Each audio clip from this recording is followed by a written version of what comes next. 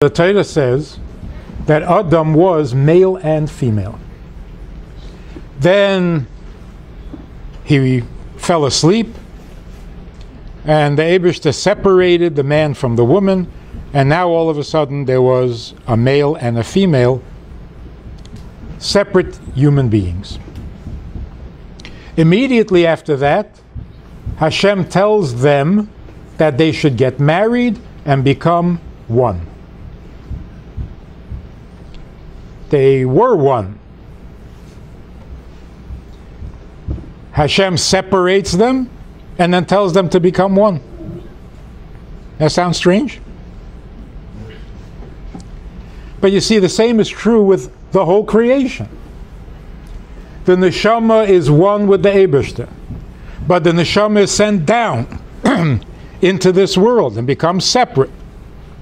And then the Eibishter gives us Torah and mitzvahs so that we can become one with Him. We were one with Him.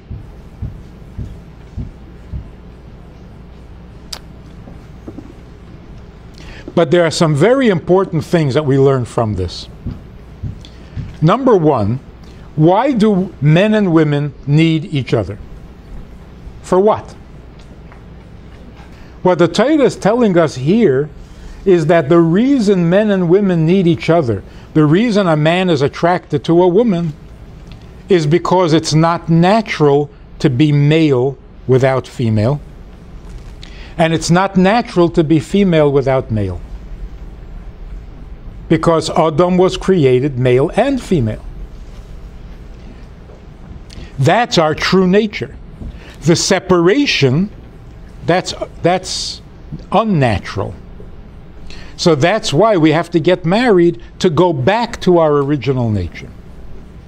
And that's why a man has to marry a woman, contrary to popular opinion.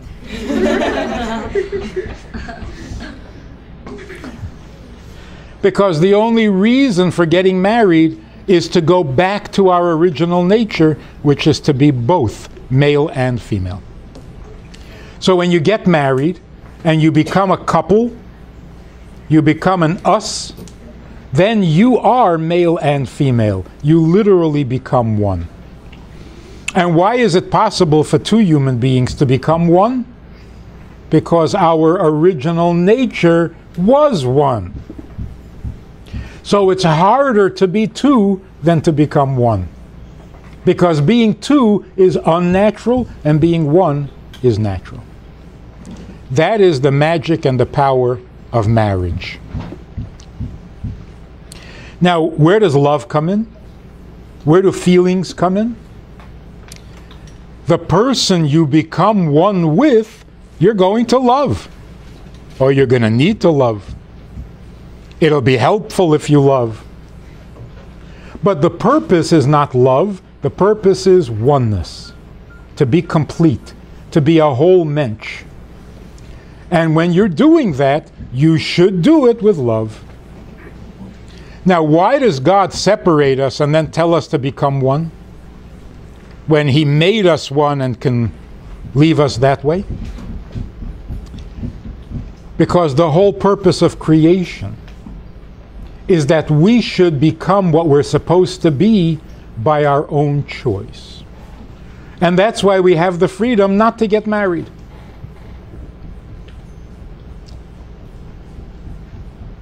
We have the freedom to be married and then get divorced.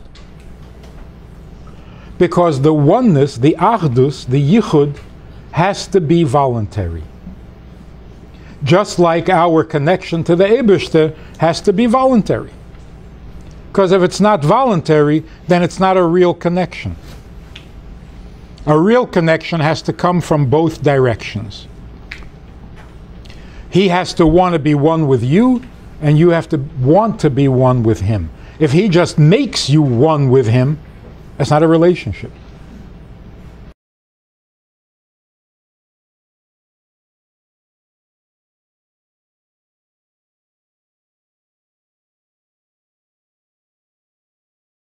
Some people believe, and it's written in some places also, that God created the world because He is kind. You've heard this? Why did he create the world? Because he is kind, and it is the nature of a kind being to do kindness. You've heard that?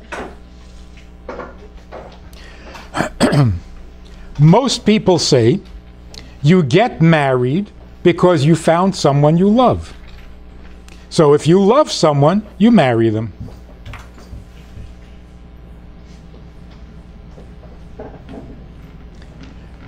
That is not true. What does it mean? God created the world out of kindness. Where did kindness come from?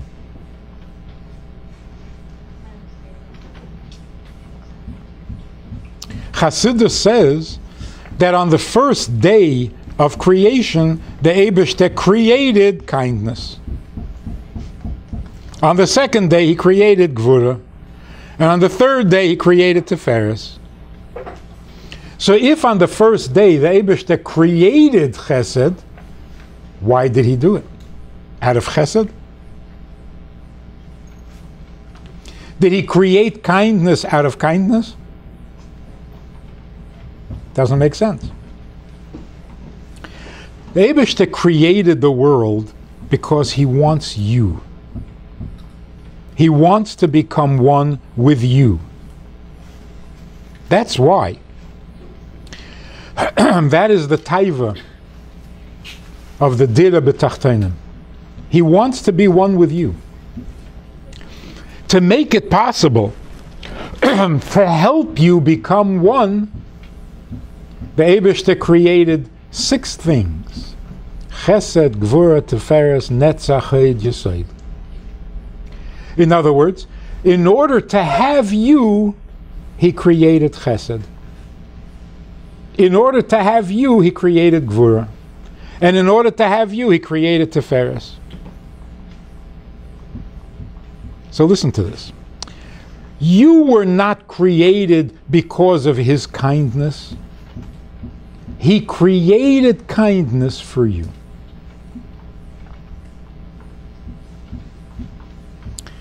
The pnimius of Chesed is Ahava, which means that on the first day, Hashem created Ahava, he created love, because he wants you. And in order to have you, he created love. Because love is one of the ways that two can become one. But what does he want?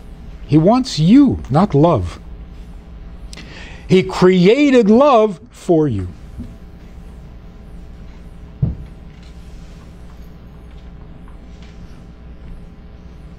That's why Rosh Hashanah is a very exciting and intense Yom Tov. You don't sing and dance, but it's very exciting. Rosh Hashanah means the Eibishter wants you. He didn't even create Chesed yet. The beginning of the year, the beginning of creation is he wants you. And if you need Chesed, he creates Chesed. You need love, he creates love. So look at the difference. In the first opinion, you are created for love. Because he loves, he creates you. Because he's kind, he creates you. So you are the product of kindness. In order for him to be kind, he creates you. Chassidus says the opposite. Not you were created for love. Love was created for you. Because he wants you, and for that you need love, fine, I'll create love. This is what marriage means. Marriage means there is someone special who you are going to become one with forever. Will it help to have love? Fine, so have love. You don't feel it? Create it, invent it, find it, borrow it. What's the difference? Get some. Why? Because the person you are one with deserves it. You need rachmanis, you have to have compassion for the person you're married to, so create rachmanis. It's a very romantic idea, like a man says to a woman, I want to marry you, and whatever it takes to make you happy, I will do. If you need love, I will invent love. If you need kindness, I will become kind. I will become and do and have whatever you need. But what I want is you. That's called ahava atzmis. That's called the essential connection. I want you. I, the essence of me, wants you. What part of you? No part. You, the essence of you. But if love comes first, and you are the product of love, then if the love goes away, you are completely unnecessary.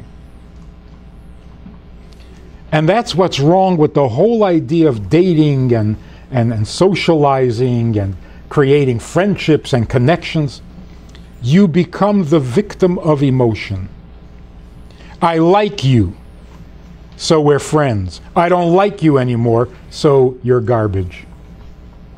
Because I'm not looking for you, I'm looking for love. So as long as I love you, you're the most important thing in the world. If I don't love you, you're garbage. This is not kosher. It's not nice to let it happen to you, and it's not nice to do it to someone else. So let's get this straight. Love is created for people. People are not the victims of love. Make sense?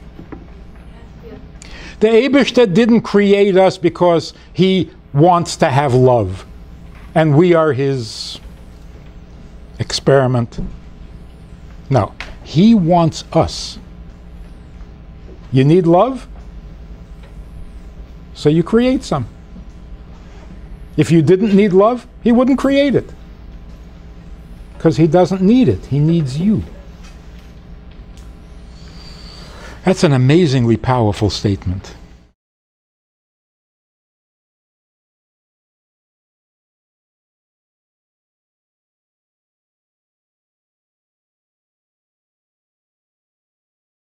Every shliach on Rosh Hashanah has to rent a larger hall because the Chabad house is not nearly big enough. How many people do you get for Rosh Hashanah in almost any Chabad house? 200? 300? That's much more than you get on a regular day. On Yom Kippur, for Kol Nidre, for Ne'ilah, place is packed. Simchas Torah, everybody knows the party is at the Chabad house. That's where it's happening, and even if you have hakafas, when you're finished, you go to Chabad house. How many people? Crowds. All of a sudden, Tishrei is over. How many people come to the Chabad house? 6. 4. 1 comes for a Tanya class, 2 come for challah baking. It's a regular weekday, people work. Who comes? Now you might feel like a letdown because when you have 1,000 people at your Chabad house, you feel like a shliach. You feel like a success. All of a sudden, from 1,000, it goes down to 4. So you could feel disappointed. But that's what the new year is. Of course, on Rosh Hashanah, you feel different. On Yom Kippur, you feel different. Simchas Torah, you feel different. And then all of a sudden, you're back to regular school. Boring. Now what? If you can take the enthusiasm that you had for 1,000 Jews and give it to 4 Jews, that is amazing. If you can take all the excitement, all the feelings, all the love that you have for life and give it to one man, that is amazing. So what's better, to love many people or to love one? To give the love that you would have for 1,000 to one, that is, I mean, that is the biggest blessing in life. From that one, it spreads to your children, to your community, to Klal Yisrael. But it starts with one, and in that one, you have enough love for 1,000 people. That's what I'm thinking. You know, we had a class in the Rebbitzins' house on Rosh Chodesh. So I was thinking, you know, the Rebbitzin had the Rebbe. He was all hers. We know how much love the Rebbe had for all human beings, for all Jews. How much love the Rebbe had for all Jews. And when he came home at night, all that love was focused on one person. I have no idea what that must have felt like. Most people give all their love to their husband or to their wife, but how much love do they have? Enough for 4 people? 10 people? And they give it all to their husband, which is beautiful. But when you have love for 14 million people, and then you focus all that on your wife, what does that feel like? And of course, it works both ways. It's a two-way street. So when the Rebbitzin passed away, the Rebbe was so devastated. It was almost surprising. But you've never seen such grief like we saw that day on the Rebbe's face. It was scary. The Lubavitcher Rebbe, who runs the whole world, and he was sitting there looking like, I can't go on. It was shocking. But that's called grief. So when you take all of that, the excitement of a Rosh Hashanah, Yom Kippur, Simchas Torah, and you focus it all on the 4 people who come to your Chabad house, or on the minyan that you have, or on the Shabbos guest, that's where you make a real change. Those are the people who will never be the same, because they felt that. They felt that you were not disappointed that there were only 4 of them after you've had 1,000 on Simchas Torah. That's what real relationships are about. It's not, oh, it's so exciting, it's so much fun. It's when it's focused, when it's permanent, when it's real. There's nothing greater and nothing holier than that.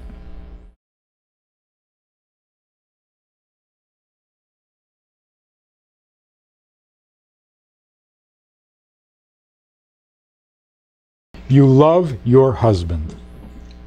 What does that mean? That means he is your husband before you love him. You love the guy who is your husband. So he is your husband, now you love him. But if he's not your husband, why are you loving him? Because he's cute? Adopt him, don't marry him.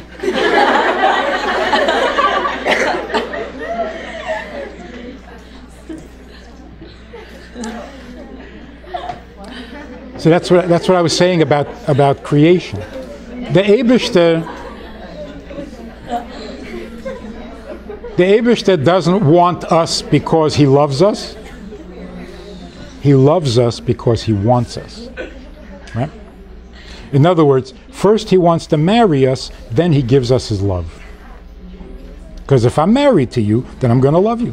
If I'm not married to you, why should I love you? The fundamental statement of Hasidus is, God enjoys you before he loves you.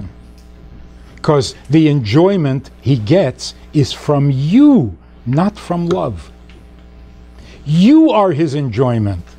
That's why the beginning of everything was the Eibush that had a taiva for you. For you, not for love.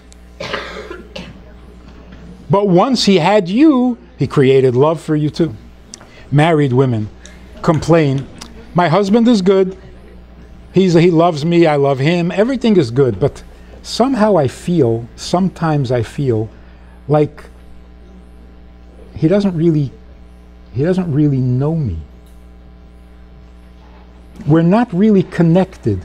We love being together, we love living together, we love doing together, everything's fine, but I don't feel like he's really there for me. Now what is she complaining about? What is she complaining about? Yes, because he loves being in love. It's not so much me. He would love being in love with anybody. How can you be in love with someone if you don't love them? That doesn't make sense. That you're like just in love with the love? That is so common. That's why marriages break up. That's why the divorce is out of control. Because love is supposed to make the relationship, and it can't. It's just a feeling. See, if I don't really love you, then you better be perfect. Because as soon as you do something a little less than perfect, what do I need you for? But if I really love you, you are sometimes good, you're sometimes not, you're sometimes nice, you're sometimes in a bad mood. But I don't care because I want you. Not a good mood. So that's what like marriage has to be. Listen. Here's a test. Here's a test to see if you understand what I'm saying. A guy says to me, I'm getting divorced. A frum guy. So I'm getting divorced. My wife has moods. I don't need this. What's wrong with that statement?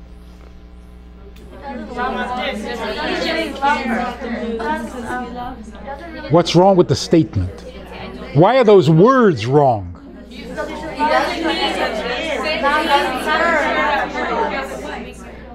He is divorcing her because he doesn't need this. Do you see what's going on here? He's divorcing her because he doesn't like this. So is he married to her or to this? He is married to a this, and he doesn't need this. So what about her? So what does he do? He divorces her. What does he do if he does want her? Oh. If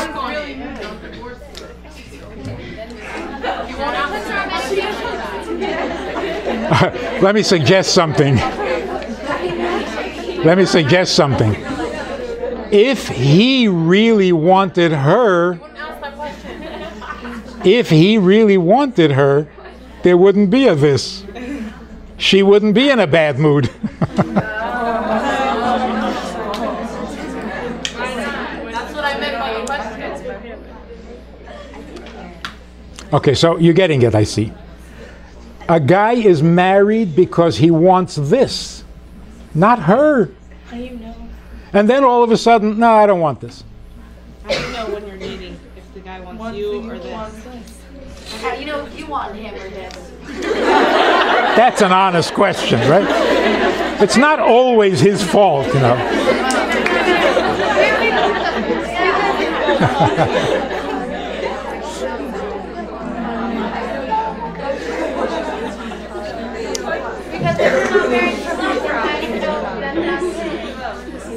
You see, in some places, at the wedding, the husband promises, I will love you and I will cherish you and I will take care of you and I will be there for you and I will be loyal to you. blah, blah, blah, blah, and then he doesn't do any of that. By our weddings, what do we promise? Nothing. That's in the ksuba. That's in the ksuba. But what does the chassan say? Hey, what happened to the love, the cherish, the you're special, I adore you, you are now married to me. Okay, break the glass. Isn't that a little disappointing? I mean, how romantic is that?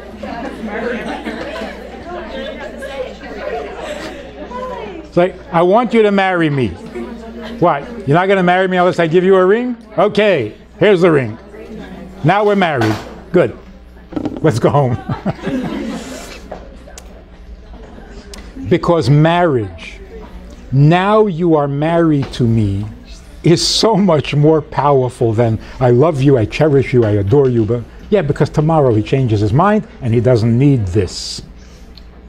But when he wants to be married to you, then there is no this. Then there's you. Harei at. See how powerful that is? The guy who says, I love and I cherish and I adore. Oh, get over yourself. Don't talk about yourself. Say harei at. You are mine. And then, where's the this? What's the this that you don't like? And if there is a this you don't like, it's just a this. The person is so much more important than any this or that. We are human beings. We have our needs. We have our shtick. We have our emotions and feelings. And therefore, we shouldn't get married. It's not a good idea. Marriage is too permanent. Marriage means I'm going to stay married to you no matter what I feel. I can't do that.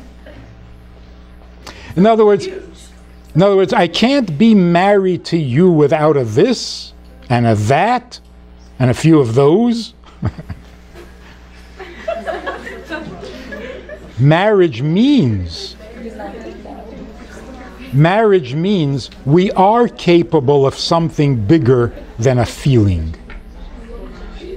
So we can make a permanent agreement, a permanent vow. There is that ability within us. And marriage demands that we rise to that level. But you're right. If we're just human beings, then not only should we get married for love, we shouldn't get married.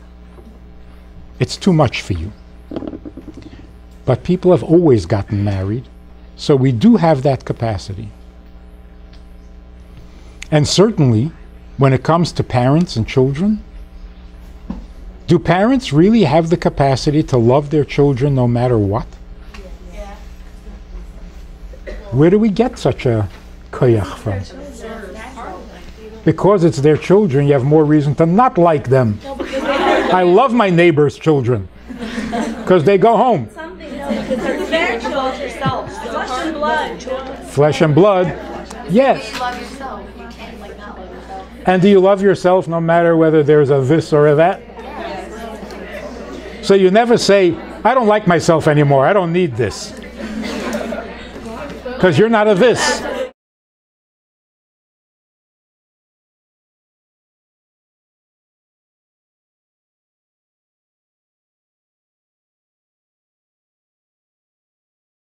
The problem and the confusion today is that people think you get married for this or that. They really believe that. That the only reason to get married is for some this and for some that. A little love, a little friendship, a little this. No, marriage is bigger than that. So if we get this clear in our heads, you don't marry someone because they're cute. You marry because you're supposed to be married. And if you have a choice, marry the cute one. But not because he's cute. All right? So, you marry for the sake of marriage and you marry the guy who's nicer and easier to get along with. But why are you marrying him? To be married to him. A guy wants to be married for the right reason. What is the right reason? To not be alone. To be connected to another person and become one. He's got that right. If that's what he's dating you for, because he wants to be married, then if you fit, if you get along, if you're comfortable with each other, he will marry you. If he's not thinking marriage, he's thinking this or that, and he dates you, and he says, wow, yeah, you're great, you're fine, yeah, everything I ever wanted you have. So we're getting married? Well, no. Well, why not? Because who knows, the next girl I meet might be even better. So what does that tell you? Does he want to be married, or does he want to meet another girl? Does he want to be married, or is he looking for more of this or more of that? What if he doesn't like you and that's why he wants to be? That's a good reason. Why should he have to like her? If he doesn't like you, why should he have to like her? Yeah, if a guy comes back from a date, from a shidduch, and says, she's not my type. Okay. He comes back and he says, she's wonderful. I have no complaints, no criticism. She's everything a person could want. But the next one could be even better, so why should I marry her? Okay, but that might be true. It might be true. It will always be true. So what's wrong with that? He's not going to get married. Never gonna So, if a person says, I met a very nice girl, she's very good, she's very nice, but I want to keep looking, that tells you he's not focused on marriage. He's not focused on marriage. He's focused on things. When you go out 3, 4, 5 times, and the guy says, yes, I want to marry you, what is he really saying? I love you? He is saying, if I marry you, I can love you. Not I already love you. If I'm married to you, I could love you. Sometimes you go out with somebody and say, if I was married to him, I'd commit suicide. In other words, I can't imagine ever loving him, so I'm not marrying him. Right? But not that I already love you, and that's why I'm marrying you. And if I marry you, I will love you. That's what marriage means. Not if I love you, I will marry you. If I marry you, I will love you. So what should you see in a person before you agree to marry that person? Yes? Here's the important thing. You already know whether he's a good guy. You already know what he believes and what he thinks and what he... You know all that before you even go out. If you don't, then you find out on the first 2 dates. On the first 2 dates, you do not ask yourself whether you want to marry him, because you barely know him. So on the first 2 dates, all you need to know is, would you enjoy another date? Not would you want to marry him. If you would enjoy another date, so you go out a 3rd time. Would you enjoy spending another hour with him? Go out a 4th time. But that's still Now, huh? that's still the thing. Because you're enjoying his company. Yes, but that's it. That's not loving. That's still Hang on. Personality is love. That's enjoying his company. After 4 times, it is possible to know whether you're compatible, whether you could get along, whether you could work together. You could know that. What is it that tells you that the chemistry is good? If you can sit with him for 15 minutes and not say anything, and he doesn't say anything, and it's comfortable, that means there's good chemistry. If you feel like pressured, you have to say something. Or why doesn't he say anything? Not good chemistry. Good chemistry means he makes you comfortable. And you make him comfortable. Which means that with him, you don't have to put on a show. That is so good.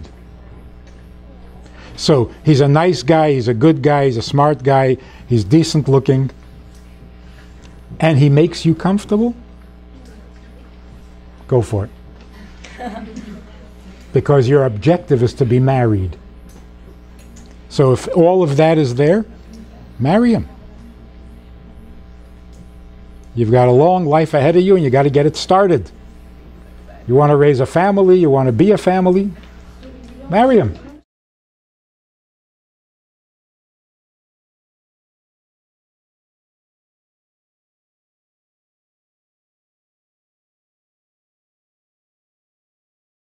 Being married is not an option. It's not something you do if you're in the mood, if you find the right guy. Marriage is life. Family is life. Raising a family, that's life. So your life really begins when you're married. Until then, you're preparing. You're getting ready. You're growing. You're becoming capable of having a good marriage.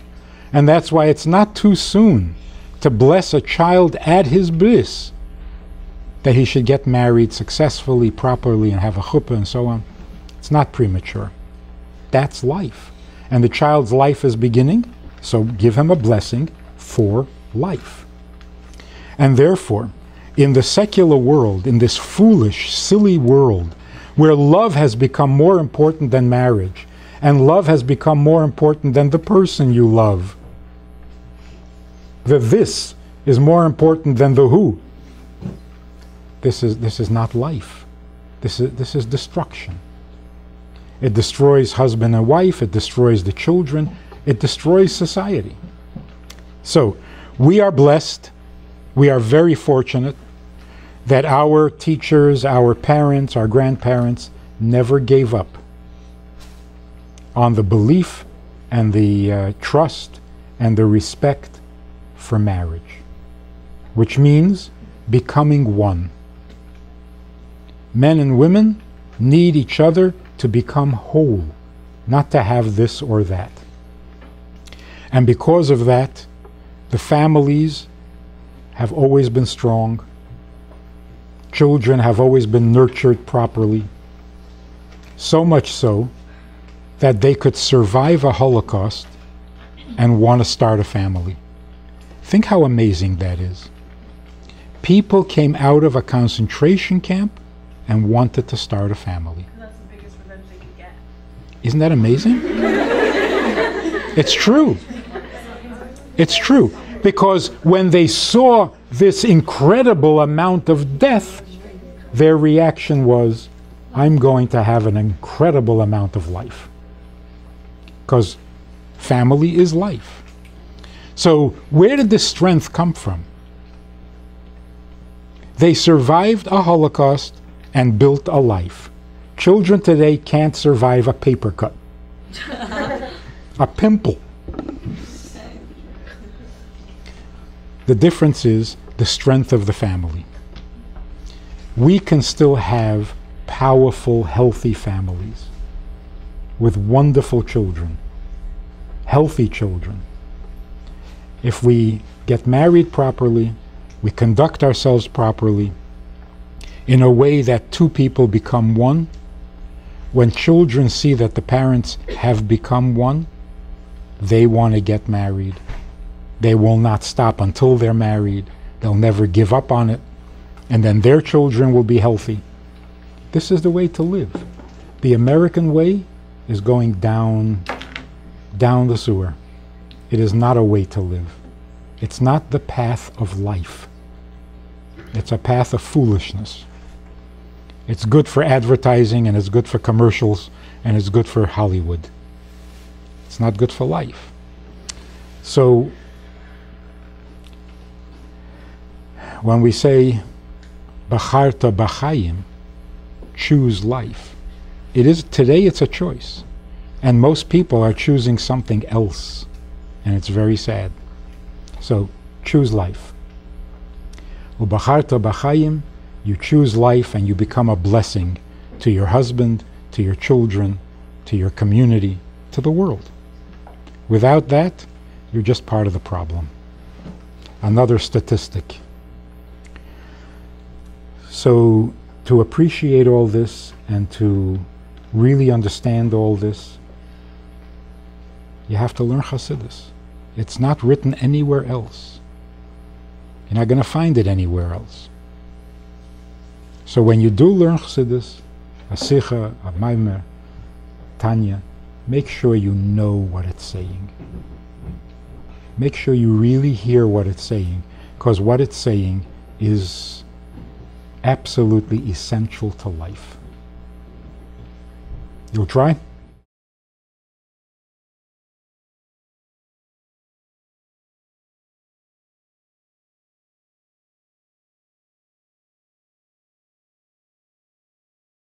I just spoke to a woman who wants to marry a woman.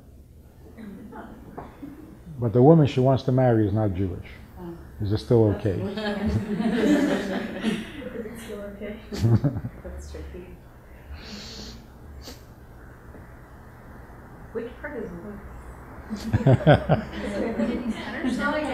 it? It doesn't matter because they're not married anyway. So. As long as we're on that subject, I mean marriage. The definition of marriage, which clarifies many things, the definition of marriage is when two parts of a soul reunite. That's a marriage. If two people get together and want to spend the rest of their life with each other, that's not a marriage. That's just whatever, an arrangement. So two people can have a union and live happily ever after.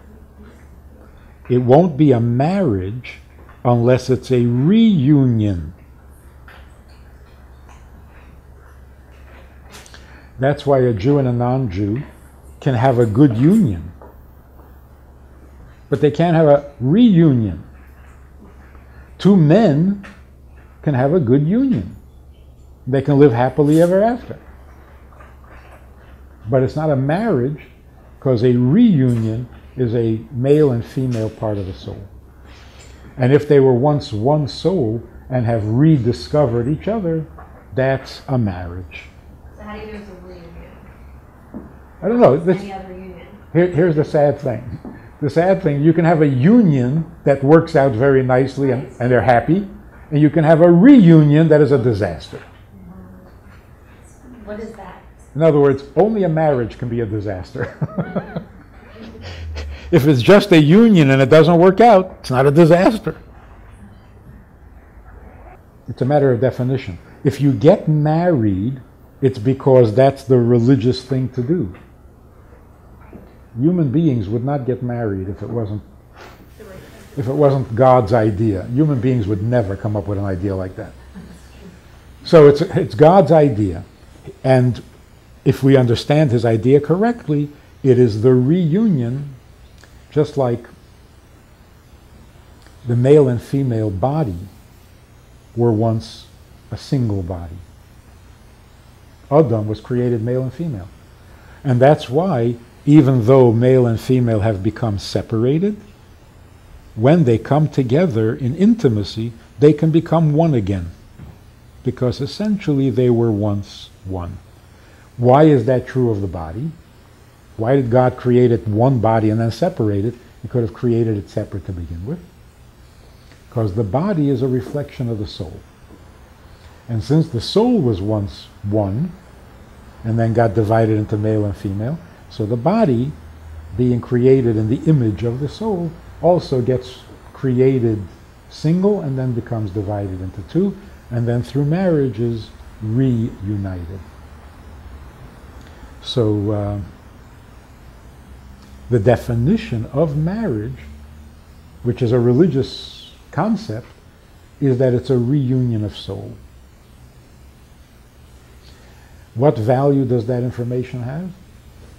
When you're married and you know that it's not just a union but a reunion, you are willing to put much more effort into it to make it work. If it was just a union, which means your choice and your decision, so you changed your mind. So you made a mistake. Why work so hard at it? And that's actually what's happening with marriages today. People get married and divorced with equal ease. It's as easy to get divorced as it is to get married. And that's because we don't see it as anything more than our own choice. And if I made a bad choice, okay, I'm sorry, but enough is enough. Call it off. Well, if it's not our choice, whose choice is it? God's choice. To bring those two parts of the soul together, that's what God stays up all night doing. And when you look at it, it really is amazing sometimes. What did it take for your parents to meet each other? I mean, sometimes they grew up on the same block and the girl next door, that kind of thing. But sometimes it takes World War II to get people together. Had it not been for World War II, our parents would probably never have met.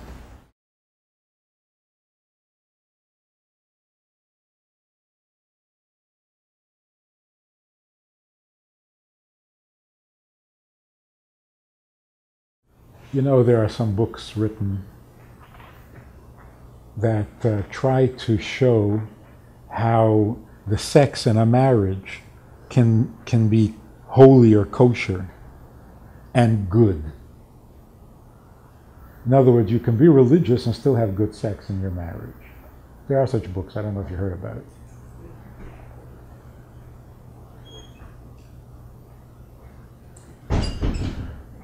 If you think about it for a while, the reality is, the truth is, that any couple, married couple, who engage in sex are going to get divorced. Because sex destroys marriage.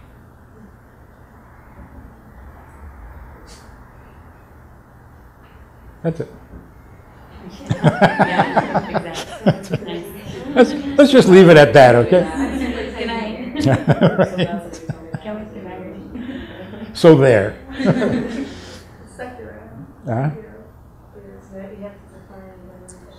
See, it's very embarrassing. It's very degrading to the human being when you get together in a class, or even people write books or magazines or discussion groups or television shows, to tell human beings about the birds and the bees. How dumb do you think I am? You got to tell a human being what birds already know? What bees already know? Animals? Come on. Marriage does not permit couples to engage in sex. Sex means the pleasure that a body gets from another body.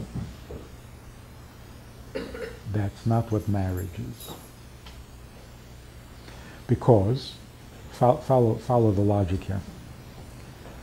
In a marriage, there can be no taking.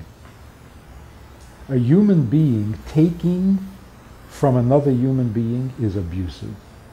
There's no taking. You take an object. You take a car. You take a bus. You don't take a person. It's an ugly expression, and it should not be used.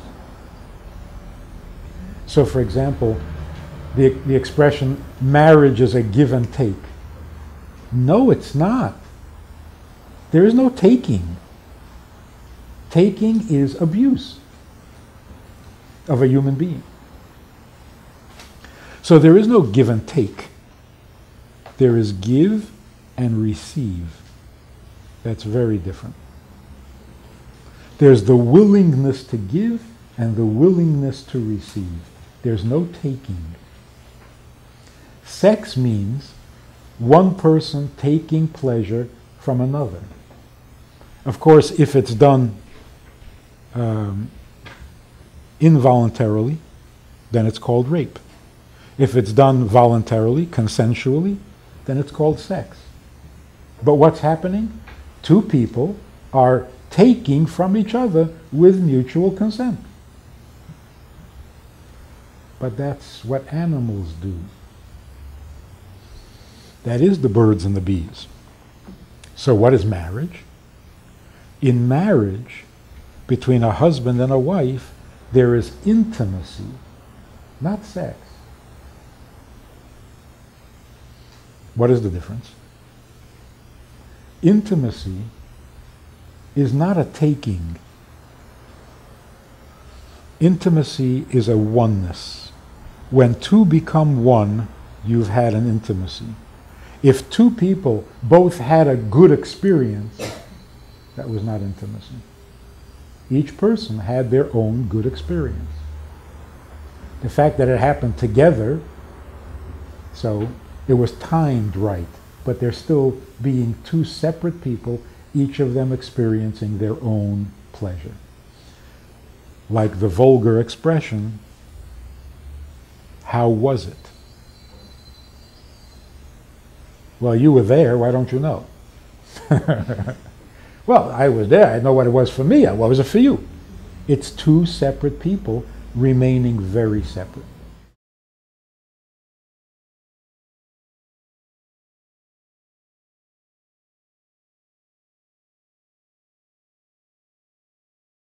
In order to achieve intimacy, we have to develop a talent, a capacity for an ability to eliminate things that keep two people separate. Now, let's use a Mishnah. The Mishnah says there is a love, an ahava, that is tluya b'davar, that depends on something. If that something goes away, the ahava will go away. There's an ahava that is not dependent on anything. That love will never go away. Why should it? The question is, where is the deep wisdom? What is so special about this statement? It's rather obvious, and every kid can figure it out for himself. If I love you for your money, and you lose your money, so of course I'm going to stop loving you. I mean, you don't need a Mishnah to tell you that. More than that, if I love you for your money, and if the money goes away, I won't love you anymore, then I've never loved you. I just love your money. So the Mishnah is misstating it. It's not there is a love, but it's dependent on something, and if the something goes away, the love will go away. There was never love. You loved the money. So what is independent love? What does it mean to love someone for no reason? Right? The Mishnah might be saying something like this. We all know that if you love someone for some other thing, that the love is not real and it will go away. The question is, what do you consider something? Money, of course. Looks, of course. You don't need a sage to tell you that. What the Mishnah is saying is, there is a love that is itself a thing that will destroy itself. If you love someone because of something, when that thing goes away, the love will go away. What is that thing? The love itself. I'm not talking about money. If you love someone because love is important to you, this relationship will not last. Because love has become the thing that separates you. If I want love, and you offer me love, we are not one. There's me, there's you, and there's love. It's a triangle. So if the love is the thing, then this relationship will not last. And that's what we see all the time. We fell out of love, so it's over. The question is, if you fell out of love, why is it over between the two of you? Because the relationship was always based on love being the thing. So if you love me because you love, then it's not me you're interested in. It's love. Does this make sense?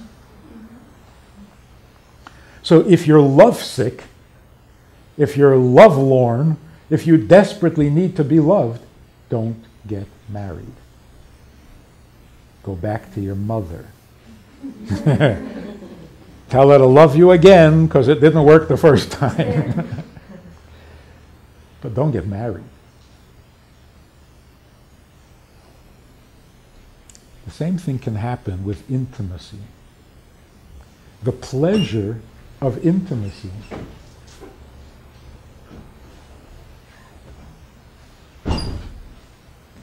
is supposed to bring two people together and enable you to be one.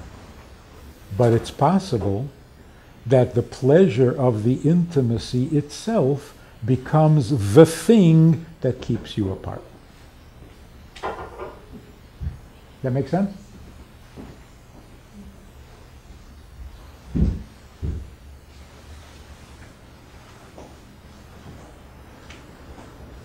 I mean, very often when couples are intimate, or try to be, very often the woman feels like the husband is not really focused on her. Because the experience is such a powerful, pleasurable experience, he got distracted by the experience. So it's not about us, it's about it. It is a thing, so something has come between you.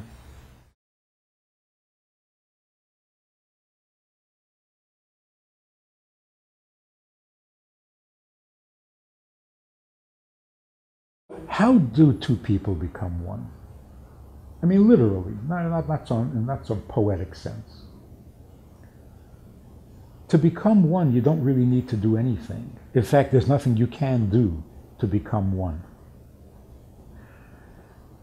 What you need to do is stop being two. Because the division, the fact that you are two, is artificial. Something has separated you. Well, stop it. Get rid of this thing that is separating you. And if you do, what's the result going to be? Well, if nothing separates you, then you're one. So this is the first principle of intimacy. Which is the true default position?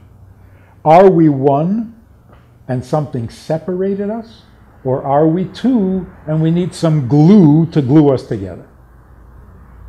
If you think that you're basically separate and you need glue to bring you together, you will never become one. But if you know that oneness is the reality, that's the true condition. What separates you is just interference. If you get rid of the interference, then you will be one. That's why in all the laws of marriage, of tznius, between husband and wife, when they're intimate, they're not allowed to be wearing anything. Why? because nothing can come between them. No thing. They should not be distracted from each other, because that comes between them. They should not be angry at each other, because that puts a wall up between them. So anything that keeps them separate ruins the intimacy.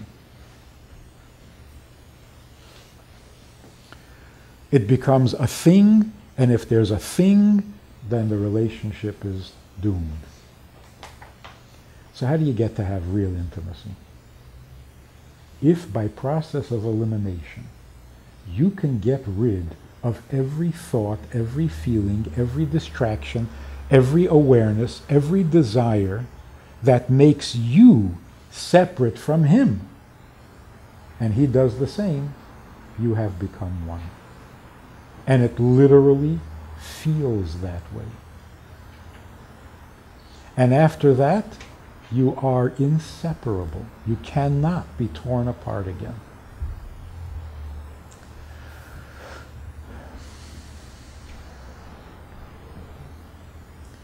There's a talent that we need to develop in order to be capable of intimacy. And that is the ability to think past things. We're a very materialistic society. We always think in terms of things, and to be intimate, you have to get past that. You have to see a reality that isn't made up of things. So, for example, if a couple have been intimate, and you ask them, what happened there in the bedroom? Their answer should be, nothing. Nothing happened. There are no things in intimacy. It was just us. Us happened. Yeah, but how was it? Who's the it? A human being is not an it. So how was it? There was no it. There was us.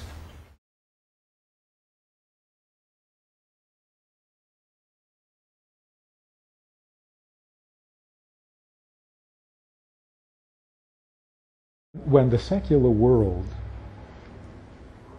which is very appealing and convincing, but very wrong, when the secular world starts calling intimacy making love, they obviously have no idea what intimacy means.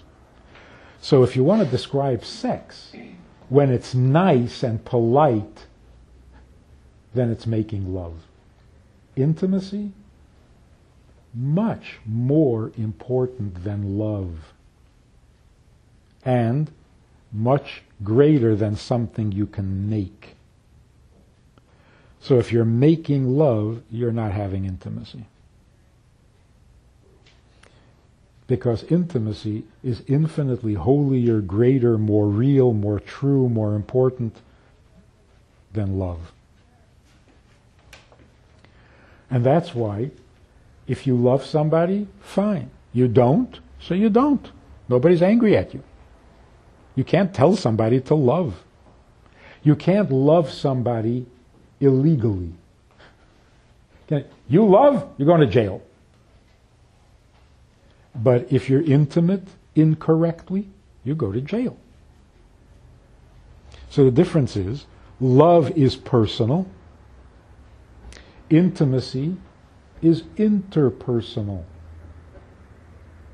What you do personal, that's your own business. Nobody can tell you, and nobody can arrest you for what you do personal. But interpersonal, if you don't do it right, you're a criminal. You're abusive. You're destructive. So, by seeing that the society is trying to make nice, by calling intimacy making love, you realize that they have no idea. They're thinking sex. Yeah, sex you have to make nice, because it's not nice. It's taking. There is no taking between two human beings. Let's take that a step further.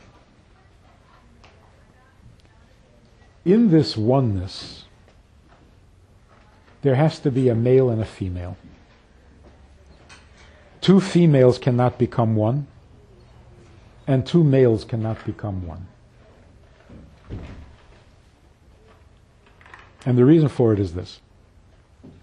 To become one, you have to dissolve, you have to disappear into this oneness. If you remove all things that separate you, then you don't stand apart anymore. You disappear. You become absorbed into that oneness. But there's a male and a female way of doing this. How does a man dissolve into a relationship? If he's really a man, the masculine way. The masculine way of dissolving into a relationship is if a man is willing to give everything to his wife. If he's willing to give partially, he's not going to be intimate, and he's not really a man. Because a man is a giver, and if you give partially, you're not a giver at all. Because if you can't give it completely, then you're not really a giver. I know this story that the Rebbe Rashab said to the Frierdiker Rebbe when he was a little boy. I saw earlier today that you gave your friend a part of your candy, whatever candies they had back then, cane, whatever. But I saw that you didn't do it with your whole heart. And he explained the difference between doing something wholeheartedly or doing something half-heartedly. So on the one hand, you can say that Rebbe was teaching him to be more generous. You can also say he was teaching him to be a man. Because to give means to give everything, which means give yourself. If you're just giving something, that's not giving. That's not a mashpiya. And that's why a husband is not allowed to be intimate with his wife if he's hesitating, if he's not sure, if he really doesn't want to, if he's not really completely there for her, then he's not allowed to be intimate with her. Because partial intimacy, that's not healthy. So, in order for a man to lose himself, to dissolve into a oneness, he has to be a man all the way, which means he has to give everything.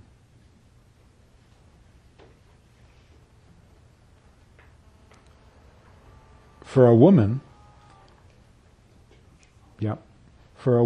to dissolve into the oneness, she has to do it as a woman.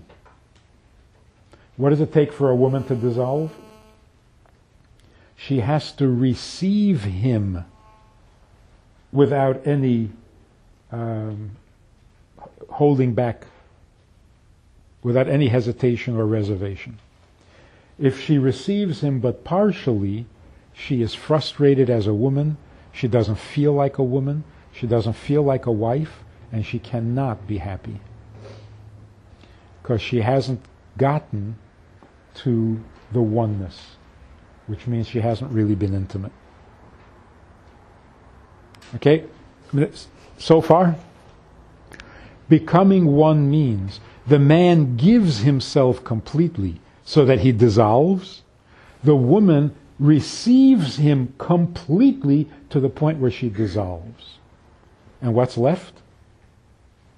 A oneness that leaves room for a third person, which is the baby. That's called intimacy. So even if babies don't happen, what you did enables a baby. That's called intimacy. Whether a baby is going to happen or not, that's up to God.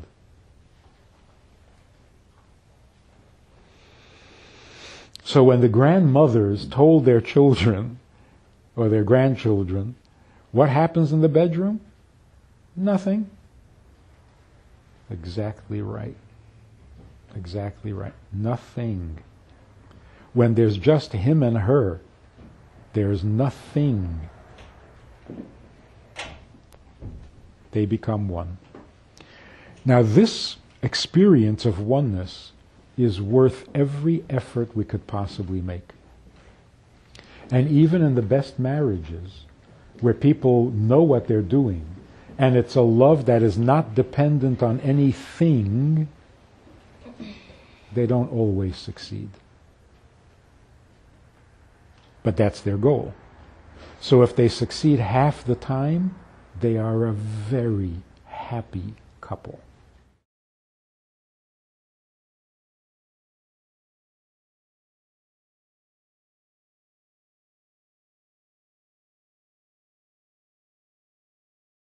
What does a chassid do who davens for 4 hours wrapped in his talis on Shabbos afternoon? What is he doing?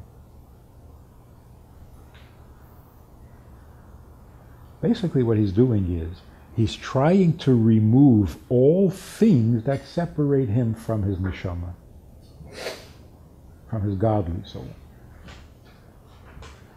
so that he can taste what it feels like to be holy. To be godly, not holy. Godly. So basically, our relationship with God is an intimacy, which is why he doesn't let us see him. Wouldn't it make things so much easier if we could just see God? Just see him. It's not like you have to have any special talents to see God. You don't. God is very real, more real than his creation. So if we can see his creation, we should certainly be able to see him. So why don't we see him? Because he prevents us from seeing him. Hester ponim, he hides himself, because otherwise we would see him. So the question, of course, is, if we could see him naturally, why in the world would you do that? Why would he hide? Just to make it difficult? The only good answer is, and this is what half of Chassidus is about, the answer is, God doesn't want to be seen. God wants to be known. God doesn't want a thing to happen between us. He wants a relationship that is intimate. Vayemahu yihiyeh Hashem echad u'shmoi echad. How do you become one? Not by seeing. If you see something that gives you pleasure, that keeps you separate. Because you're the observer. What you're looking at is the observed. This is not intimacy. So modesty means I don't want to be seen because that will keep us separate. I want to be intimate.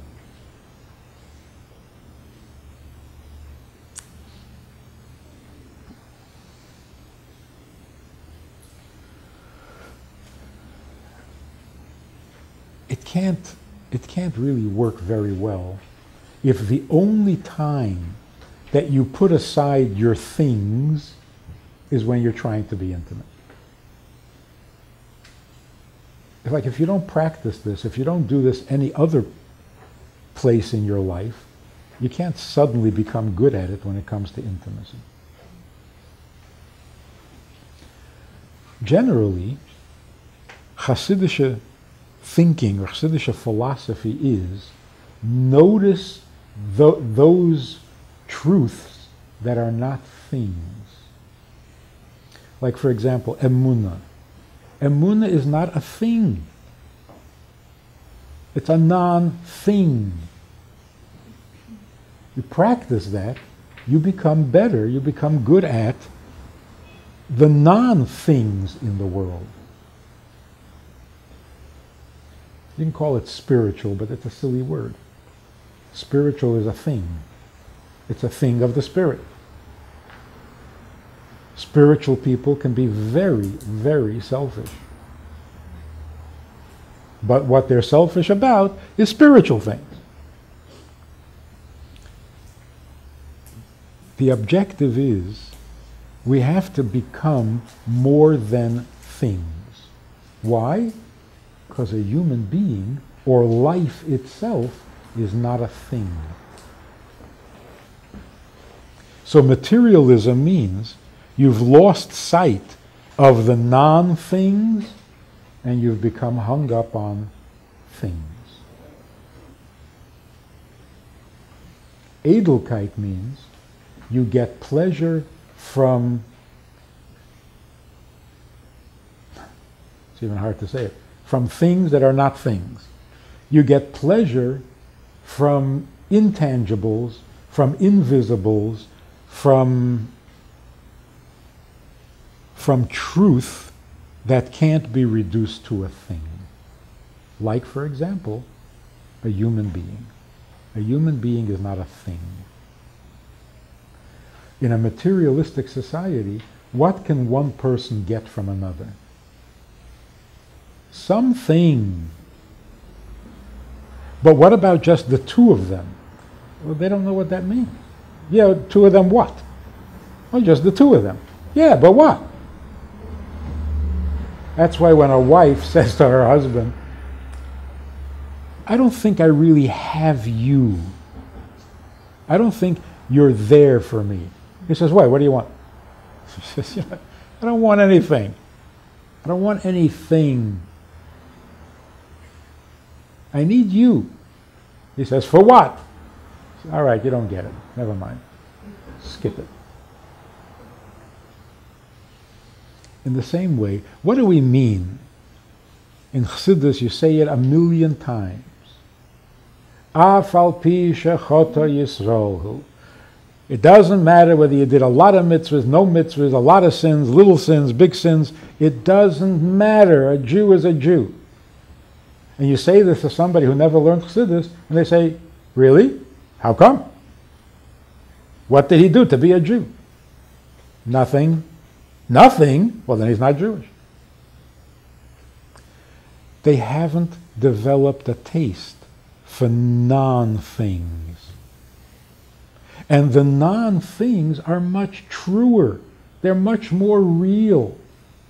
And therefore much closer to God than things. So, what makes a Jew Jewish? Nothing. What makes God God? Nothing. What makes two into one? Nothing.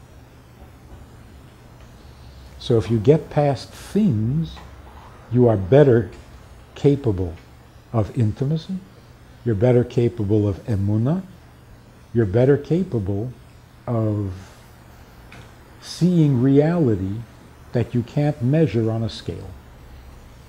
And that's where reality really lies. That's really what's real.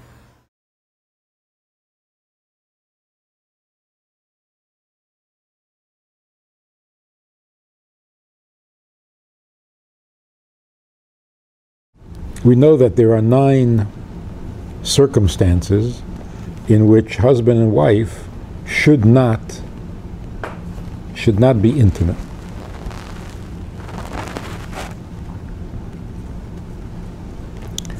And the hezbollah, the reason is because it affects the child. So the moshel, if a man has decided that he's going to divorce his wife, they're not allowed to be together because she might get pregnant, and then that child is going to suffer. So until recently, hat man gemeint, suffer. The kid is something, beruchni is dakis, the dakis, but it's going to be a ben grushas halev. Now we know that it Pashat affects the gashmias of the body of the child. So what used to sound mystical is pashut physical fact, medical facts today. They're saying that many children today are, they call it irresponsible, reckless, careless. They'll do things that are mamish dangerous, and it doesn't bother them. Not because they're so brave, but because life doesn't mean anything to them. So if life ends, it ends. They're not nispal. They traced it down when abortion became legal. Suicide in children, young children, became increased, either accidental or intentional. And their svara is, once abortion became legal, every other woman who found that she was pregnant considered having or not having. It became an option. When the mother is thinking, either I'll keep the child or I won't let it live, the baby hears that. And the baby is born and grows up with a feeling, either I'll live or I won't live. It's an option. So that the effect is direct and very real. So there are 9 things. I remember exactly what the 9 things are. Eish's Chachma talks about it. If you're angry, if you're drunk, if you're half asleep, if there's no lock on the door, they all have one thing in common, and that is a negative effect on the baby. So, l'moshel, if the parents, b'shas maisa, are worried about something else, they're thinking about something else. And befrat, if the man is thinking about someone else, the child is going to be a miserable kid, a tortured kid. Wherever he is, he'll want to be someplace else. His head will be in one place, his heart will be in another place. He's not a miyushiv dikya. In very simple language, he won't be able to pay attention. He'll have ADD. Because if he was created that way, then that's what he's going to suffer from. So what they all have in common, these 9 things, is that the kavanah is not complete. Presence of mind is not complete. And if you don't have presence of mind, then the result is not exactly what you want it to be. Sometimes the problem is not a lack of some ingredient, but the presence of some ingredient. So, Marshall, if there's no lock on the door, there's a little danger. You could get interrupted. There's a heightened excitement, but that excitement is not what makes a baby. So it's the wrong ingredient. So it's like putting pepper into your challah. Pepper is very nice, but not for challah. Making a baby is like making challah. If you put in the wrong ingredient, it's just as bad as if you don't put in the right ingredient.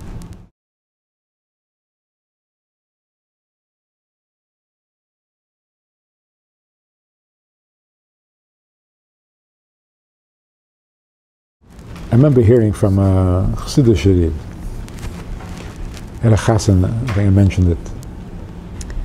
He stopped the chassan by the dancing. Stops the chassan, he calls him over. I don't think this happens too often, but it should. And he says to the chassan, "Du bist a chassid or der misnagid?" The guy said, "What do you want from me?" He said, "Ich will wissen, bist a chassid or misnagid?" He says, "Yeah, I'm a chassid." He says, "Do you know the difference?" What's the difference between a chassid and a misnagid? The guy said, what do you... Say what you want to say. He said, I'll tell you the difference. A misnagid is very, very careful and very concerned about the 2 weeks when you're not allowed to touch. It is muzhar, zohir, machmir. A chassid is very careful and very worried about the 2 weeks that you are allowed. This is such an important nekuda. Because the attitude is, I'm a megman, no problem. I'm a tarnished, okay, you have to know exactly why, what, how much, but I'm a meg. Hefkerwelt. That is so bad. That's so bad. If you are allowed, it means you are engaging in a relationship and you are making a baby. Now you have to be worried. This is scary. This you have to do right. Generally, we say that the sur meira is hecher, has a mile over the asay teiv.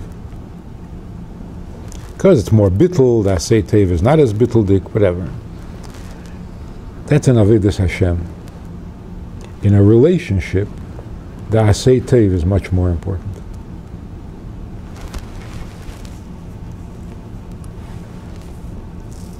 Even with the Eibishter. Mitzad the relationship, the asay teiv is much more important. Mitzad avodas Hashem, avodas Eved, there the sur meira is higher and more important. Yeah, makes sense?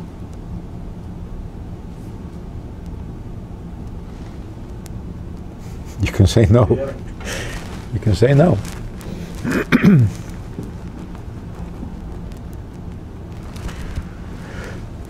So, if a chosen, in chosen class or kala class, if the whole emphasis is on the harchaka and the isur and the mikveh and the, you have half a story, not even half. You don't have a picture of what you're doing, of what it is.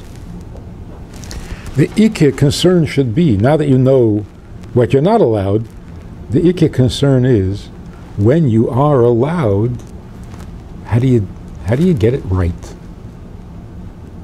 What makes it right? What is right? What is... The primary concern is that intimacy means all or nothing. Just like that, you can't be a little bit pregnant. You can't be a little bit intimate. If it's a little bit, then it's not intimate. Then it's insulting.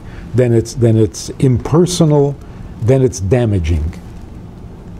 The only way to be personal is by being personal. So if you're doing something personal, but you're doing it with an impersonal attitude or an impersonal approach, it's not only less than perfect, it's dangerous, damaging.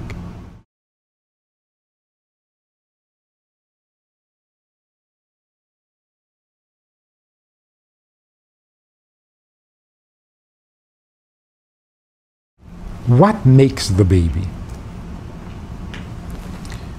If you're talking about a baby, you're not talking about a goof. A baby starts off being a person without a goof. Because from the first second that a baby is conceived, he's an entire person, and there's no goof.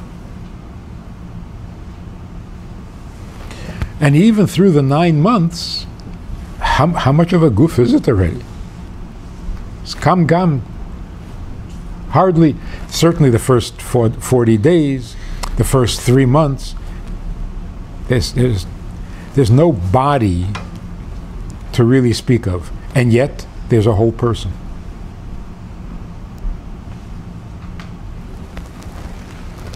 So making a baby means making a person, a life, a nefesh. Not the nefesh elikis, that comes mulmaila, but the nefesh abahamis, the Adam.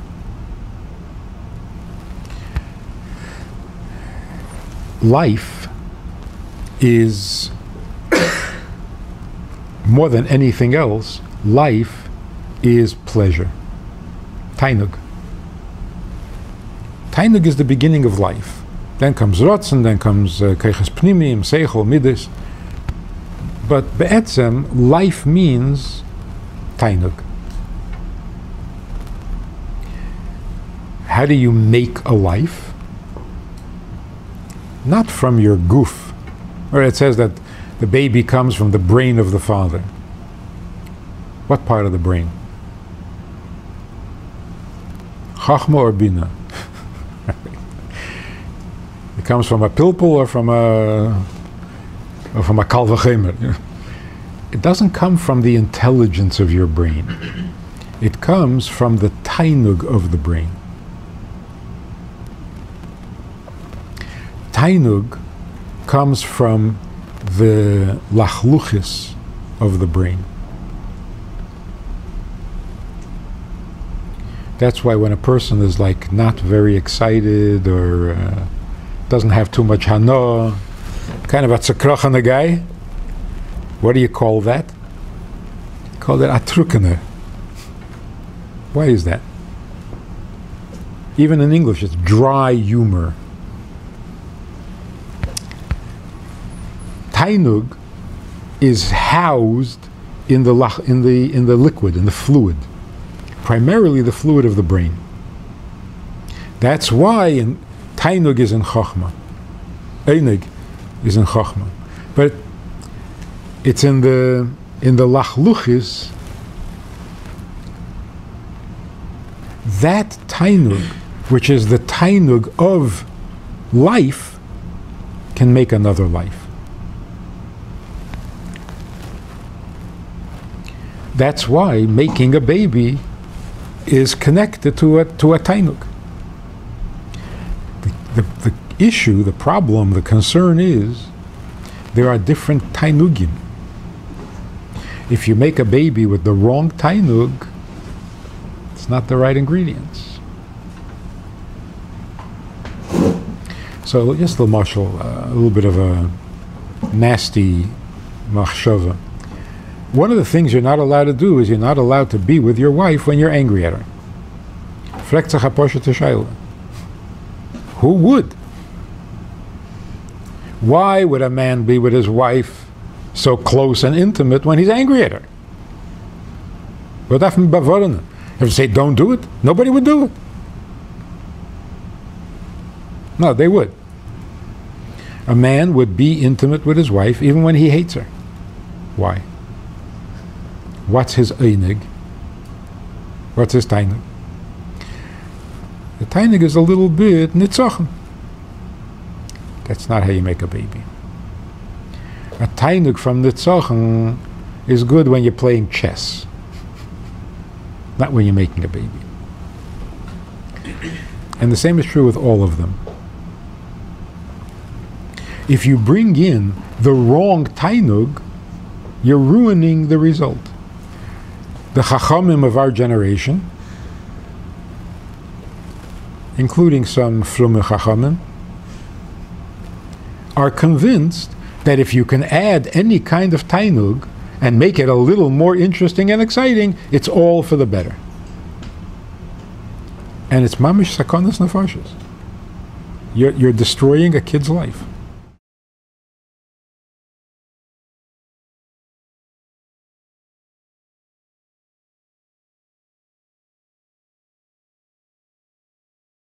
This tainug that's supposed to make a baby, what is that tainug? It's a tainug of what? If it's a tainug gashmi, simply the pleasure of the physical experience, what does that have to do with a baby? It's a selfish thing. It doesn't really make the baby welcome. It doesn't invite a baby. You're too busy with yourself. Better is, I think Rashi says, that the husband, when he's with his wife, should be b'chol keiche, with all your energy, be enthusiastic, in order to give her pleasure. In other words, it shouldn't be selfish for yourself, it should be for her. Okay, that's a little better. So now maybe the baby will grow up and also think about other people first. Wouldn't be a bad thing. You know that famous story about the Melamed? A chassid wanted to hire a Melamed for his kid. So he asked the Melamed, "Are you a Yireh Shamayim?" He says, "Chreis, myself, but I'm very, very devoted that the kid should be a Yireh Shamayim." He said, "I'm sorry, I can't hire you." He said, "Why not?" "I'm devoted to the student." He says, "Yeah, and the student is going to grow up very committed to somebody else's Yireh Shamayim." In other words, they're going to inherit exactly what you have. So, if you're very concerned for someone else's pleasure, nice. Und was bist du? And what about you? So it's not a complete story. That's why we were saying the other day, the ultimate tainug that a human being can have is the tainug of achdus. That you've become one. This achdus, this tainug, makes babies. It is the perfect ingredient. Because ish v'isha, when a man and a woman become one, another neshama is affected. Every time. If a man and a woman become one halfway, partially, a little bit, you make up a half-hearted neshama. And then that neshama already needs a tikkun, because it's already damaged. But when the achdus is complete, that invites a third neshama into the world. So the avodah is, the objective, the goal, the kavanah should be that when a man and a woman are together, they should experience the pleasure of achdus, not some other pleasure. It shouldn't be a nitzachan, and it shouldn't be a joke, and it shouldn't be proving anything, and it should be what it needs to be. V'hoyu lebasar echad. That's it. That has its own unique tainug. And it's a life-giving tainug. All other tainugim draw away the life from the child, because it's selfish.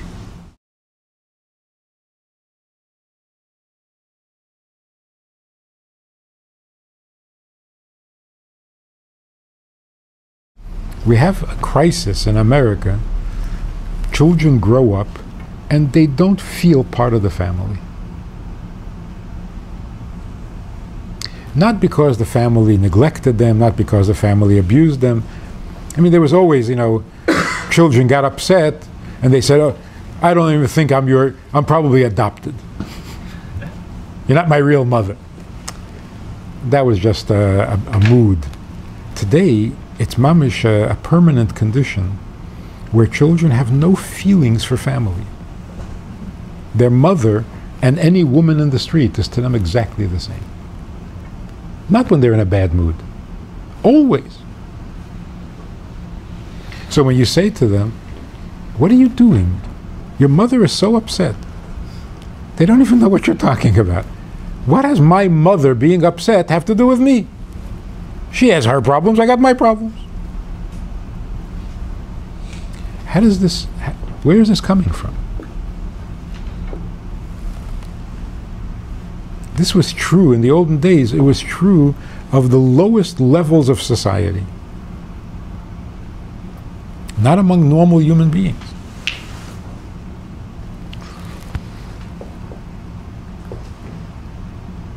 So the Rebbe once said, Ish v'isha shchina b'neihem. Which is, you have to explain it a little bit. What is the lashon b'neihem? In other places it says shchina shruya aleihem, imohem. What's b'neihem? The shchina shouldn't get between a husband and his wife. So what is this lashon b'neihem? So the Rebbe said the b'neihem is the space between the beds. If there's space between the beds, then the shchina is there. If there's no space between the beds, the shchina can't be there. Interesting.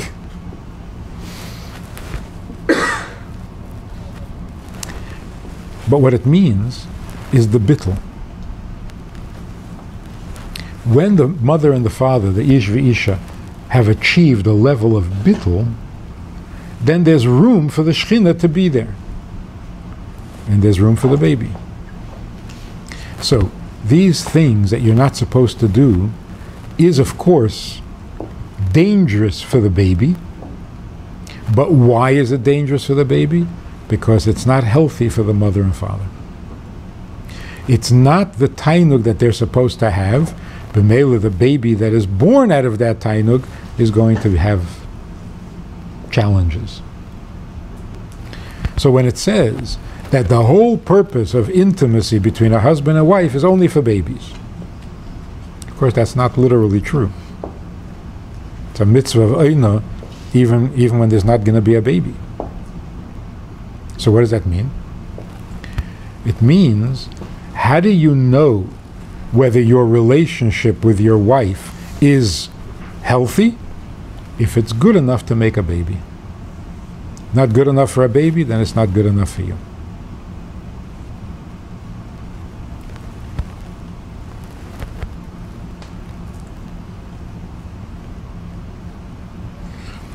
So when it says in Torah, Yaakov saw Rachel and he ran and he, what did he get excited about? Because she was better looking than Leah.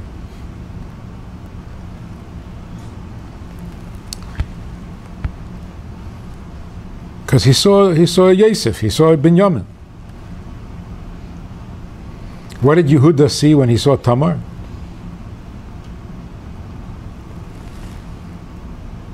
He saw Peretz, he saw Mashiach. Which makes it sound like Tamar doesn't count, Rachel doesn't count. Just give me the baby and get lost. I don't need you, I just need the baby. That's not... The attraction was to Rachel. But it was the kind of attraction that does not exclude the baby.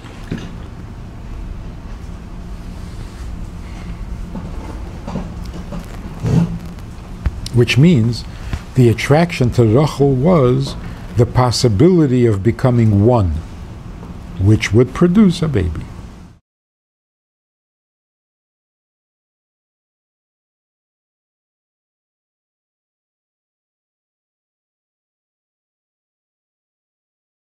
Here's something that we need to re-educate ourselves, because we are convinced, we've been told, we've heard, we've seen, men and women are sexual, and the attraction is sexual, and you can't go for a month without having sexual.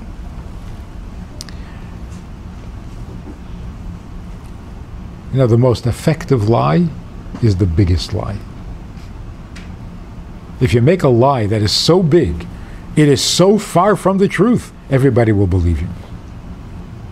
Because, I mean, you couldn't lie like that, could you? Yeah, you can lie like that. And the biggest lie is the most believable. This is such a lie. It's such a sales pitch. It's produced by advertising companies, by the media, by a society that only wants to sell. And this sells. So for the last 100 years, they've been pumping this message through every form. Visual, and from hearing, and from printing, and from... The message is, everybody has to have sex. It's not true. Begashmius, it's not true. It is also not true that everybody has to have Coca-Cola. In fact, nobody needs Coca-Cola. Nobody. Not you shouldn't. You don't need it. There's no need. The body does not need that kind of sugar. It doesn't.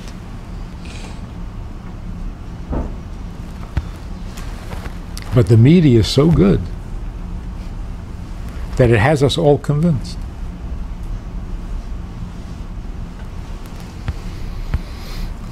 So we have to clean that away. Before you get married, you go into Yechidus and you ask the Rebbe that you should come into the marriage without machshava zoros. You don't want to bring foreign narishkeit machshavas into your marriage. And there's a lot of narishkeit going on.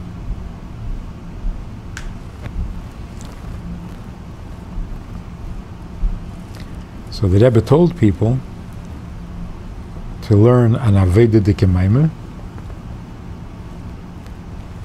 and memorize it. Not word for word. The inyanim. So al pi nigla, before you get married, you have to learn a masechta. If you're marrying a bas kohen, you have to learn one little masechta. Al pi chassidus, whatever you have already learned, before you get married, memorize an Aveda Dikemaimer that will clean away some of the accumulated machshava zoros, and then you can come into the marriage innocent, clean. And that enables you to experience intimacy for what it really is, the tainug of bittul that allows you to become basar echad. The result is that being intimate doesn't diminish you, it doesn't damage your edelkeit, it doesn't make you grub. On the contrary.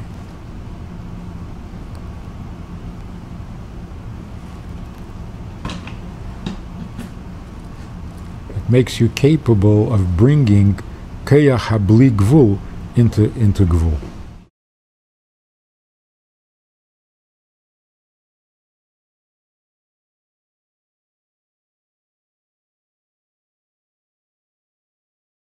Rashi says he should think of her pleasure. What does that mean? What is her pleasure? Her pleasure is him. If he gives himself to her completely, that's her pleasure. So what does it mean, giving yourself completely?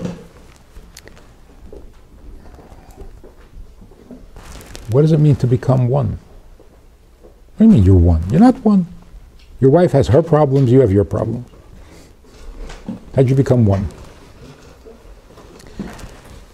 In the olden days, for the average person, not for the tzaddik or for the beinah, for the average person, when you got married, you became one. Her mood was your mood, her pain was your pain, her need was your need, her failure was your failure. There was never this thing like I see in marriage counseling. The husband says, I don't need any help. I'm fine. She's got problems. This is not a marriage. It's not a marriage. If you don't identify as being her, then you haven't given yourself to her. You haven't become one. They used to tell a chassid came running to his Rebbe, and of course he wanted to see the Rebbe, but the Gabbai wouldn't let him in. He said, no, it's emergency.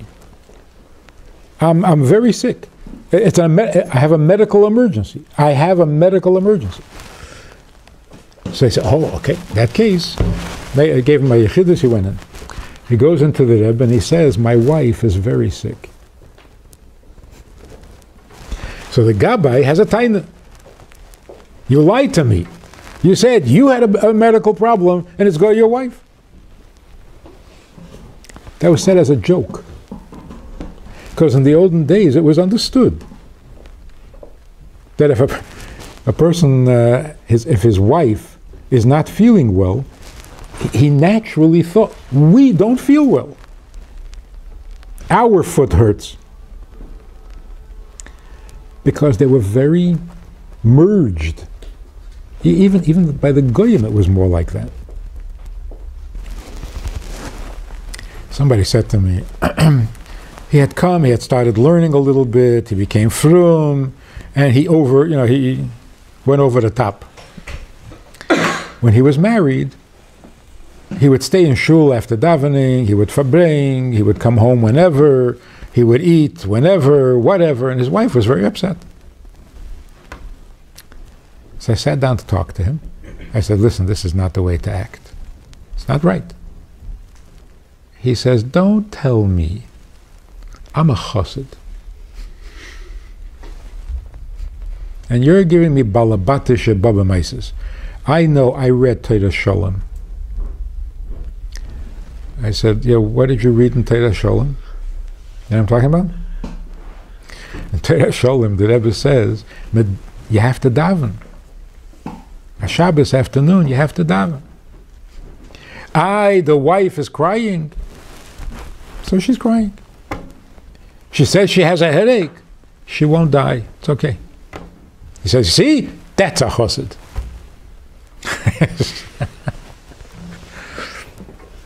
And I'm a real chassid.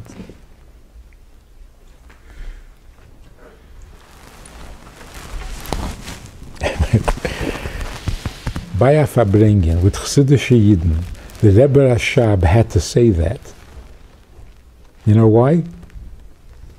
Because husbands and wives were so connected, they were so attached, that the Rebbe himself had to pry them apart with a hammer over their head.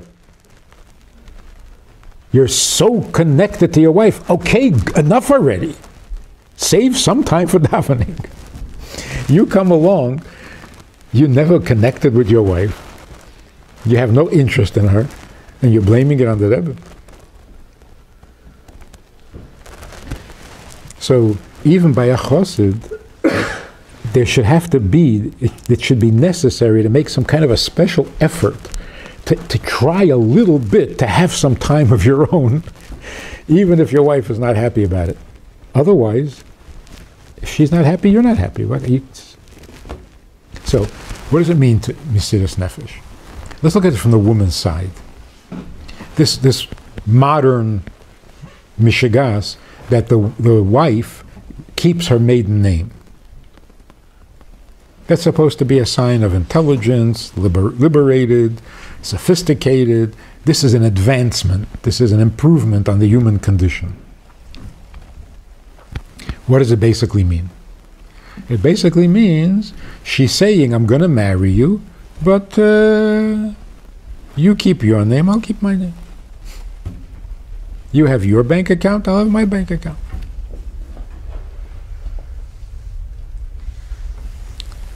That means she's not giving herself. It's not Mesiras Nefesh. The same thing is true for the husband, it's just not so visible. When he marries his wife, it's a rechayim al tzavore. He's taking on a permanent, lifelong responsibility and obligation. He is becoming hers. That's Mesiras Nefesh. The best example of this, the Alter Rebbe came out of the room and he heard the Rebbetzin say, Meiner sagt, and the Rebbe said, wow, with one mitzvah I become yours. What does that mean? It's Mesiras Nefesh. What do you mean I become yours? I'm me. With the mitzvah of marriage, I become yours. Now, if a wife can't say that about her husband, if she can't say, he is mine, she can't say it because half the time she doesn't even know where he is. He doesn't tell her. She doesn't know how much he makes at work. He doesn't tell her. Can she say he's mine? She feels like he comes to visit. He's not mine. He's got his own life, which I don't know about. He's not mine. They don't become one. What's crucial is that at least when you are being, like, if during the 2 weeks when you can't touch, it doesn't feel like you're mine, okay, I understand that. But in the 2 weeks that you are being intimate, if at that time you're not hers, this is devastating, destructive, abusive. So what does it mean to give yourself away? It's not a ruchnisdike concept. It's real. It's mamoshes. You become permanently an eved to her needs. Willingly. You stop being you, you become us. Forever.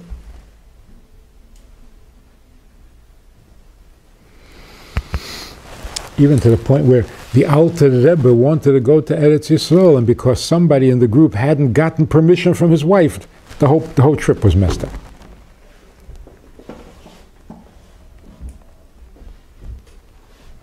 It's not Mesiras Nefesh. You want to go to Eretz Yisrael, you're such a holy person, and the Kedusha of Eretz Yisrael is burning in you, and you have a trip and you can go with the Alter Rebbe. No, you have to ask your wife. What's with us? That's not Mesiras Nefesh.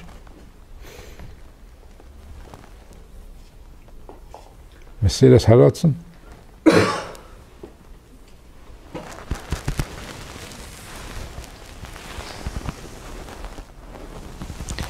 It doesn't mean that you have to sit home with your wife and read the same books she's reading and help her with the cooking and help her with the cleaning. You have to give yourself to her. Not stop being yourself. Yourself means you're the one who has to daven, you're the one who has to learn, you're the one who has to bring home information, you're the one who has to bring home them.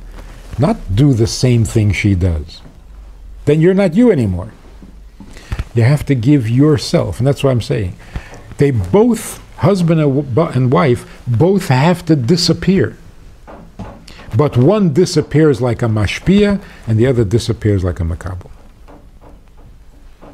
Can't have two makabelim or two mashpiyim.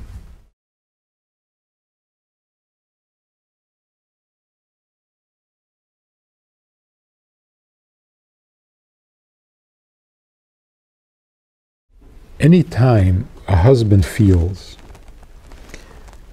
a need to detach,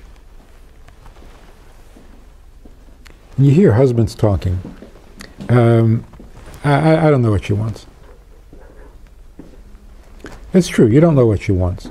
But the tone and the attitude is, I don't need this. There's a detachment. I'm not comfortable, I'm not happy with her, so I'm moving away. This is not allowed. This is cheating. To the regular audiences, a good example is a husband and wife are sitting in a restaurant, and the husband's a bit of a klutz. So sitting by the table, he knocks over the bottle, the wine, the whatever, spills over everything. The wife turns to a woman at the other table. She never met her before. She turns to this totally strange woman and she says, he does this all the time. Like, can you believe what a klutz this is? That's not allowed. It's not allowed. Because she is embarrassed by him, she steps away. Look at him. We are looking at him. Now she is a stranger. Because she's embarrassed by him. We do this in 100 different ways. And one of the most common ways is when you bring your wife or your kala to your house, to your parents. Something happens. Let me just picture. You're driving with your wife for 6 hours to get to your parents' house. 6 hours in the car, you and your wife. It's wonderful, you're married, As soon as you step into your parents' house, you are their child, and she is welcome. She can come in. You're not husband and wife anymore. You're your mother's son. You're your father's son. And she comes along with you. And she feels it. So all of a sudden, you're home, you're comfortable, and I should, stay busy. Go do something. It's terrible. That's why you have in-law problems.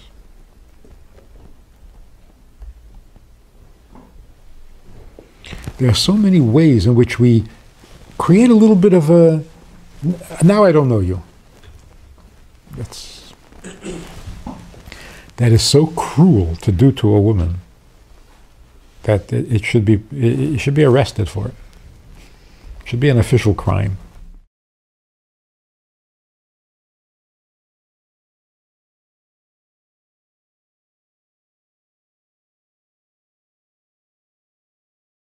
There are 3 things that a relationship has to have. I'm not talking about babies or intimacy, just the function of 2 people living one life. In order for 2 people to live one life, they both have to be extremely generous. They have to be generous. Which is chesed. Generous means you don't reserve things for yourself. Whatever you have belongs to both. Marshal, your money, your time, your efforts, your words. You have to be generous. When women complain, wives complain, that the husbands don't talk to them, it's a legitimate complaint. Men are not generous with their words. We're stingy. It's like, how come you never say I love you? I did. 2.5 weeks ago I said it. Enough, no wiffel de shit. It's like, I count my words. I don't waste words. I said it 2 weeks ago, it's enough. It's bullshit, it's a stinginess. It really is. Some people are stingy with their time and not with their money. Will's Geld, here, take the money, leave me alone, I don't have time for this. Right? Some people are very, very generous with their time and very stingy with their money. Some people are very generous with their time and their money, but stingy with their words. So a guy says, my wife, last week, she's amazing. What she did last week, I can't get over it. She is such a... I said, did you tell her? He says, no. So, why not? It's nicht eingefallen. He never even thought, maybe I should tell her. good enough that I feel it. Yeah, but she doesn't know you feel it. Tell her. Okay. He didn't tell her. His mouth just doesn't, it's not generous. Just like the guy who can't let go of the money, he can't let go of the words. You have to be generous with your space. One of the biggest complaints in marriage. I have no room. I have no. Give me more room. You're too. I need elbow. The elbow room. You're suffocating me. Like the guy said, if you don't go away, how am I going to miss you? Go away. Make some space. Because you're not generous with your space. So the first thing is, you're getting married. Check your generosity. And if it's not enough, then ratchet it up. The second thing is respect. Chesed, most people would say, of course. Very few people think of respect as a real, crucial, necessary ingredient. But it could be that it's more important than the generosity. If you can't be generous, but you're at least respectful, it's tolerable. When there's no respect, it's abuse. Any lack of respect is abuse. So abuse doesn't have to mean that you literally pick up a bat. Abuse means you're diminishing her. That's abuse. You're supposed to be building her up. You're making her feel less. That's abuse. You're knocking her down. You didn't do anything, and you're knocking her down anyway, just by your lack of respect. So respect means dignity.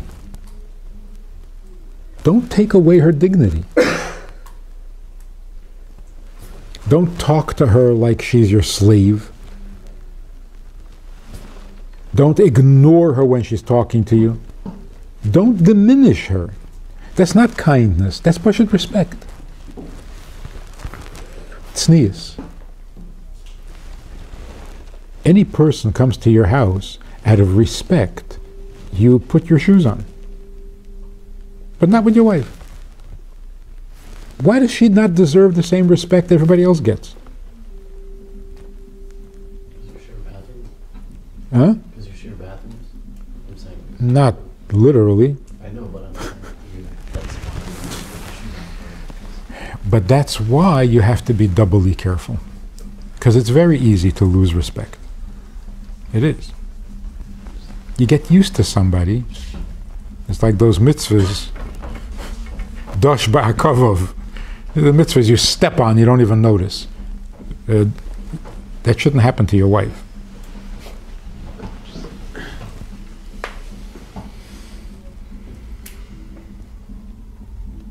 I was talking to this group of women.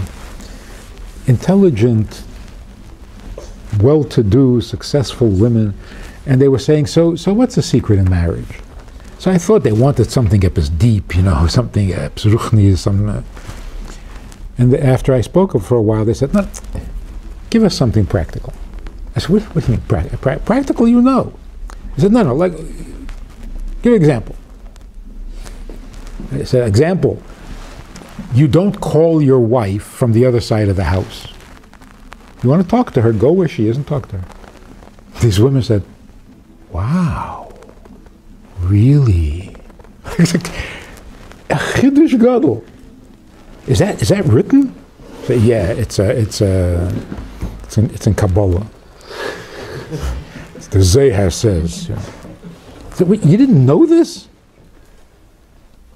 This is not a lack of chachma. This is a lack of respect. You don't know what you don't. Would you do this to your employer? If you had your employer in your house, would you call him from the other side and say, "You come here"? Would you do that? Of course not. Would never even enter your mind to do something like that. But with your wife,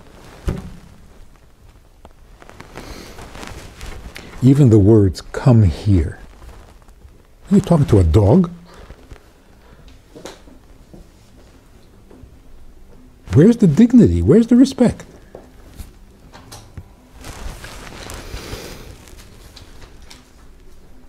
So if you just pay attention, you listen to the way people talk, it's shocking. Person says to his wife, what's your name? Where's my suitcase? What is that? It's so disrespectful. It's just put down.